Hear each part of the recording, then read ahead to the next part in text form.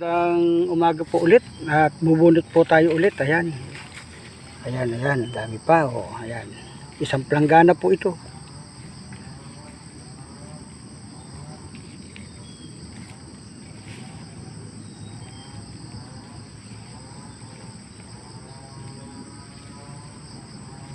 Swerte.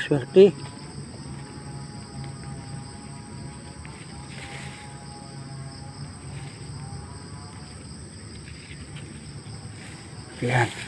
Nakadalawang tumpok na po tayo. Ayun na po, ang dami niya. So dito po tayo sa pangalawang lugar na ate pong nakita kanina. Ito. Ayan po, malalaki-laki po ditong kaunti. Ayan.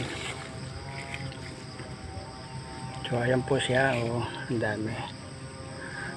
Okay, swerte talaga. Grabe. Napakaswerte.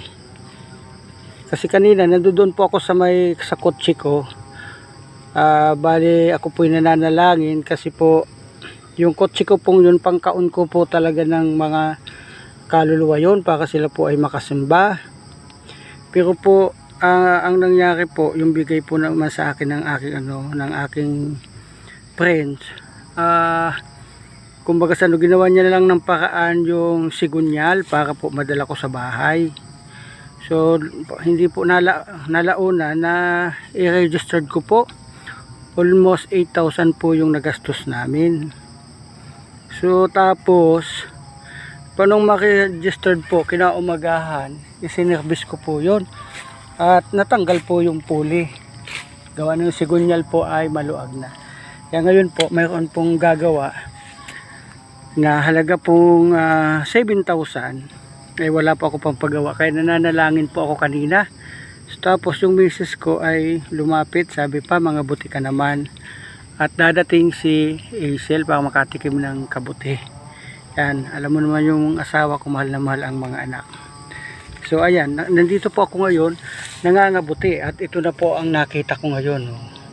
Dito po sa bukid, bibihira po makakita ng tulad dito. Pero ngayon po, ito po, nakakita po ako ng ilang tumpok na kabuti dito po sa bukid.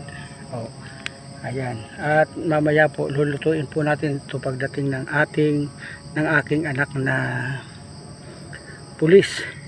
Ayan. So, ba't ba nasabi kong pulis? Siya po ay, ano ngayon, dadating. Ayan.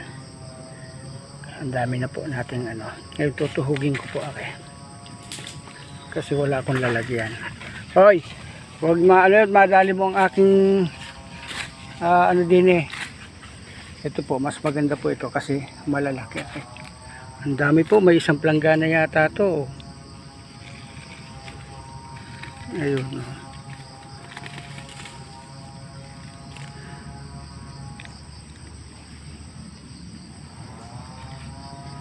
Dito po, pag magbubunot ka ng ganito, dapat walang tao. Kasi pag may tao magpupuntahan, makikiagaw sa'yo, hindi ka makakakuha po ng kaunti lang. Kasi hati-hati kayo. Kaya pag nakakuha ka po nito, dapat ikaw lang mag-isa. Para sa'yo lahat. Dito po kasi pag nalaman may binubunot ka, magpupuntahan sila. Ayan.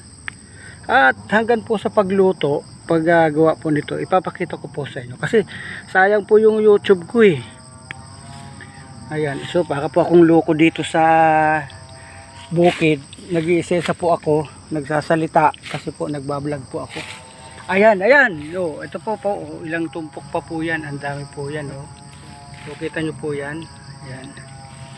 So ayan, ang dami po. So bibihira po ito na magkaganito. So ayan po, at mamaya po tutuhugin natin yan sa tuhugan. Maraming tuhog po yung katutuhog. Ang tawag po nito ay kabuting mamarang manok. Madami po talaga itong tumubo. Every September po natubo are. Yan, tapos September, August po naman yung kabuting mamarang ang tawag po noon. So masarap po ito, lalagyan ng mais na o kaya po ay bulang lang. Ayan. Ayan po, ayan oh. Oh, ayan. So last na po siguro to. Ganito po kasi tutumpok-tumpok sila.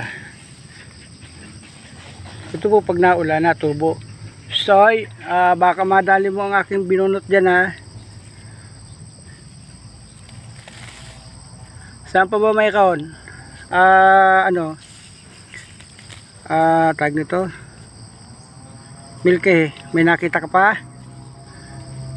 Ito yung gala ka ng gala, maghanap ka din. Ayan. So siguro ko po medyo wala na po din eh. Ewan ko po dito sa malayo-layo. Ito po kasi ilang tumpok po kasi ito na so ilalagay ko lang po muna siya sa sa tuhugan. So wala na po. Ayan. Ilalagay ko po muna ito sa tuhugan. Ay mas maganda po siguro sa ano na lang para hindi masira. Kukuha po tayo ng lalagyan dito po kasi sa bukid may mga opsyon para makakuha tayo ng lagayan. Hoy Milky, ano ba siya takbo ng takbo? Pag August po, pag August 1, August 2, August ay August na nga po pala, no, September, August, September, lagpas na pala. Ibig sabihin ay talagang sibulan po ngayon ng mamarang. Ayan. Shhh, ibangga mo yan ha. So, dito ko po muna ako. Ayan. Ang paggawa po naman ito.